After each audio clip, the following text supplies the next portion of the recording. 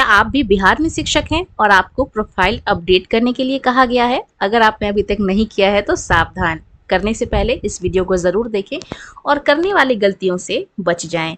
बिहार शिक्षक profile update सूचना के बारे में हम लोग चर्चा करेंगे। किन किन गलतियों से आपको बचना है और प्रोफाइल अपडेट करते टाइम किन किन चीज़ों का ध्यान रखना है, इस पे हम लोग चर्चा करने वाले हैं। तो चलिए करते हैं वीडियो को स्टार्ट और एक एक करके संपूर्ण जानकारी आपके सामने रखेंगे। सबसे पहले मैं बात करूं ई शिक्षा कोष प्रोफाइल अपडेट अनिवार्य सूचना। अगर आप नहीं जानते हैं कि कैसे आपको अपने ई शिक्षा कोष पे प्रोफाइल को अपडेट करना है तो इसके लिए भी मैंने एक वीडियो बना दिया है जिसमें स्टेप बाय स्टेप हमने कैसे फोन और लैपटॉप की मदद से इस शिक्षा कोष को अपने प्रोफाइल को अपडेट किया है। इसके बारे में हमने ऑलरेडी वीडियो अपलोड कर दिया है, आप जाके उसको चेकआउट कर सकते हैं।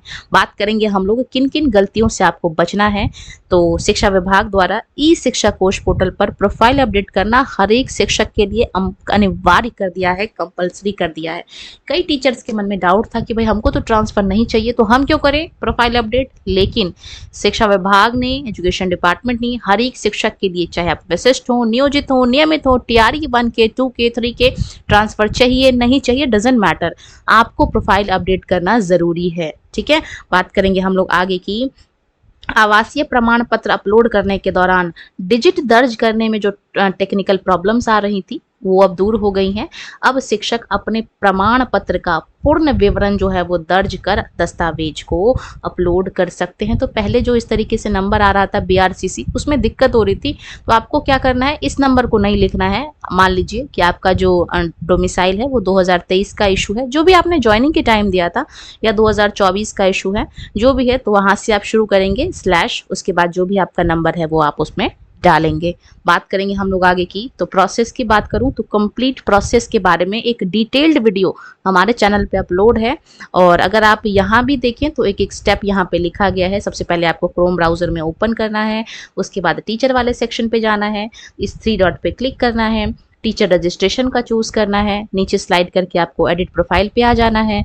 उसके बाद आपका मोबाइल नंबर, आपका वैवाहिक स्थिति, आप मैरिड हैं अनमैरिड हैं, आपका स्थायी पता और पत्राचार यानी कि कहाँ आप रह रहे हैं, इसकी आप जांच कर सकते हैं और इसमें आप संशोधन भी कर सकते हैं।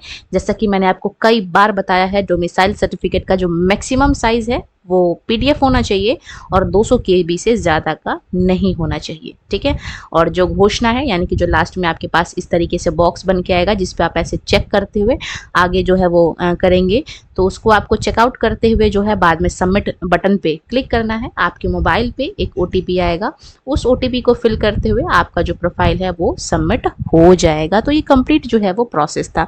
बात करेंगे हम लोग कुछ इंपॉर्टेंट डायरेक्शन की, इंपॉर्टेंट निर्देश की।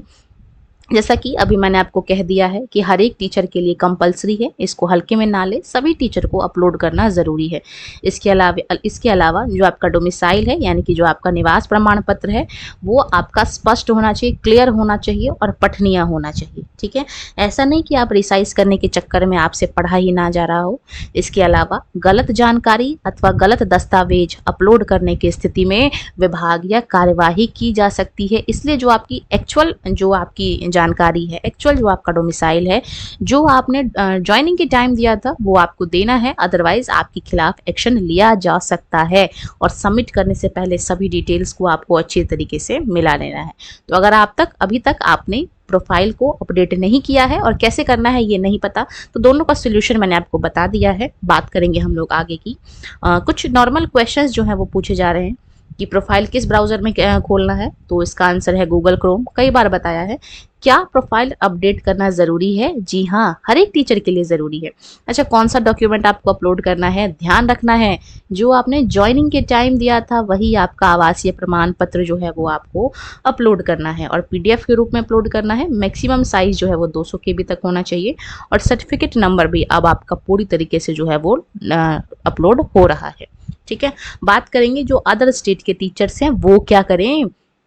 तो आप किसी भी स्टेट के टीचर हो, चाहे आप यूपी से आए हो, चाहे आप एमपी से आए हो, चाहे आप झारखंड के हो या फिर जम्मू कश्मीर के हो, उत्तराखंड के हो, कहीं के भी हो, ठीक है, आपको अपने राज्य का जो आपका स्थायी पता है, हाँ जी मैं जानती हूँ जब आपने ज्वाइन किया होगा तब आपने डोमिसाइल अपना अपलोड नहीं किया होगा, अब आपको करना है। ठीक है, तो आपका जो भी आपके स्टेट का जो डोमिसाइल है, आपका परमानेंट एड्रेस, वो आप अपलोड करेंगे और जो पत्राचार पता है, ठीक ठीक है।